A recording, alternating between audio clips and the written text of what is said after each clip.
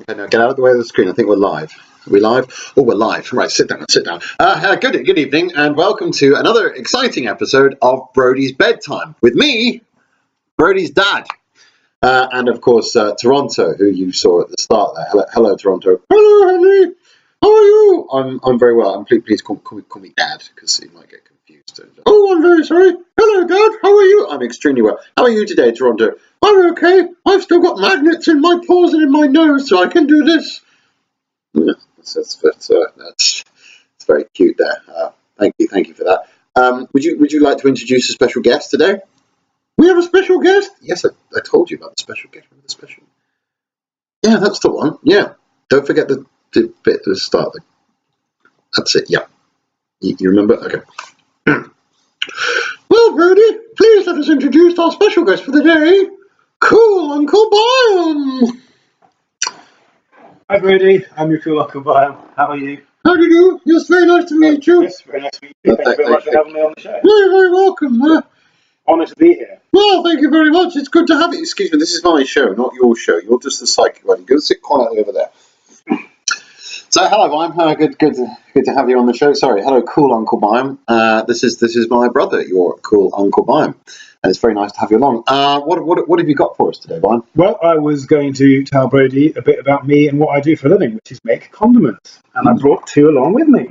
And here we go. So, what are condiments? Is that those nice things that people live in? That's a condominium or a condo. Oh, I see. Oh, isn't it that thing that prevents babies from happening? No, that's a condom. Oh, I see. So, what is a condiment? A condiment is a very good question. It's a sauce type thing that you would put on a sandwich to make it delicious. I think the definition of condiment is, I don't actually know, because we make a whole different range of things, not just condiments. We do chutneys, pickles, jams, marmalade, pesto, salsa, and we're about to launch the hollandaise sauce, which you will learn all about as you grow older and enjoy when you start. Isn't that what's in Eggs Benedict? It is exactly what is made for Eggs Benedict, which is a sauce that you pour over the top, and it is delicious. It's basically butter, which you can't go wrong. I have a rule in life: you cannot have too much butter. Very good. Excellent. So, what have you got to show us here? Well, today I've brought two, which actually have just come from your daddy's cupboard, and they're sticky because your daddy's not very clean.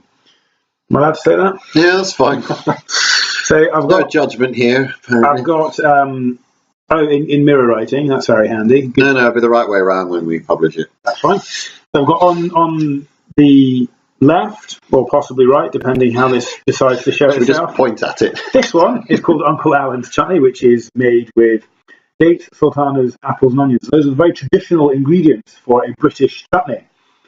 Chutney was, of course, invented when the Brits were over in India, and all the fruits would get too hot and go off. So they thought, right, how can we make the fruit last longer?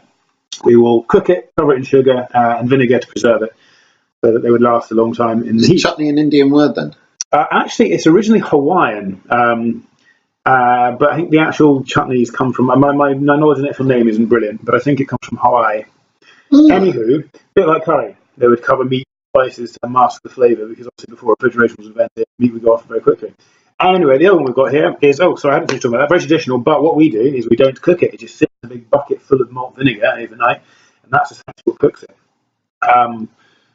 But yes, Henry's got us technical updates. There we go, lovely. So that's Uncle Alan's chutney, very good with cold meats, cheese. In fact, yum with sandwiches and picnics. Store close to your hamper. And then the other one I brought is Scottish. I don't think Brodie's been on a picnic yet. Not yet, no. One day. With Teddy Bear's picnic. And Uncle Alan's chutney. We could sing that at the end. We could sing, let's sing Teddy Bear's picnic at the end. Let's sing Teddy Bear's picnic at the end. Good. Spaghetti Bear's picnic, did you just say? Well, maybe you did, but it might have a slip of the tongue and nothing else. Okay, we're going to sing Spaghetti Bear's picnic at the end. And the other jar I've got is Scottish honey mustard. As you know, Brodie, you are half Scottish, because your daddy and your Cool Uncle Byam are Scottish. And this is a mustard, and I don't like mustard, so I put loads of honey in it to make me like it. So it is a Scottish honey mustard, and that is great with sandwiches, cold meats, pop it in your mashed potato, and roasts, and making gravies and salad dressings, and all sorts of things like that. Anyway, that's what I do for a living. We make hundreds of different recipes. I just thought just two would be enough to give you a flavour, put it there, of what I did. So we joke for you, ready? Or when you learn puns, you and I will be best mates. I do love a good pun. But don't think too hard. I don't want to get into a pickle. There's another one there. Cheeky pun. These go on for a while, so I'm going to call it short there. But Cool Uncle Byam, would you like to learn very briefly about John Knox? Because we've been talking to Brodie about lots of different Scottish people. I was literally just thinking to myself, I wish I knew more about John Knox. Good. Well, I have some in here in a book. So sometimes we read a story on Brodie's bedtime. Don't wash my hands while you read. That's absolutely fine. Yes. I'll wash the chutney as well. So very quickly, we're gonna learn about John Knox, who was a Scottish Protestant preacher, and I've chosen him, Brodie, because he was from St Andrews, or at least he preached in St Andrews, which is where your daddy's from, and hopefully you'll visit there one day. So when John Knox was born, Scotland was still a Catholic country. By the time he died, it was Protestant, mainly due to him. Like his country, he started out Catholic.